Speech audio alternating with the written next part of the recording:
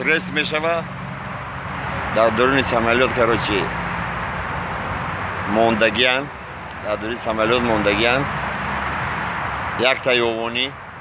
کلیچکو پاپ اما که سامالیات میپره آسمان دا یکی ترقه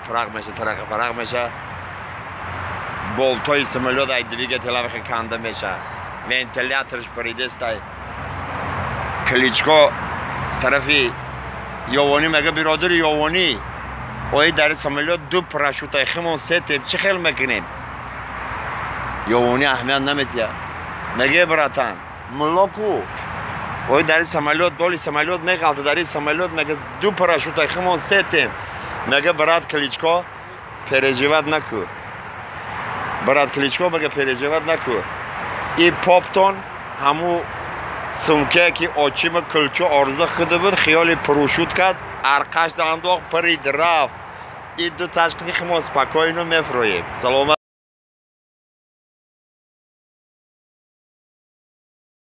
همه تریتور قدیمی گذاشتیم یا دو تا نرکمان دیدیم خیلی ما همه خیلی چی دیدیم در یه چی پیش رو میبیه دو نرکمان همه خیلی سرا پست لامکه قپیدگی همه خیلی آیسته رفته استیم ای که جا بیاویم چه خیلی بیاویم یا دو پلوشکو بیاویم بزنیم ایش وفشه همه خیلی مالچت اوش همه خیلی بسیار گرسته همه خیلی آست تاک دستش میبره همه قفاش دوری برو کش همه خیلی میکنه کنوش دیگان قصب و قک بده همه خیلی میگیره دستش میگه براتن سخت کیفی زدن آمده میگه کنش ده سخت کیفی زدن آمده نه خیلی میکنه میگه من وای میگیره براتن تو باشه تو نریدم بیت حیات چخه میگیرم دیستوی دلن موجودی ده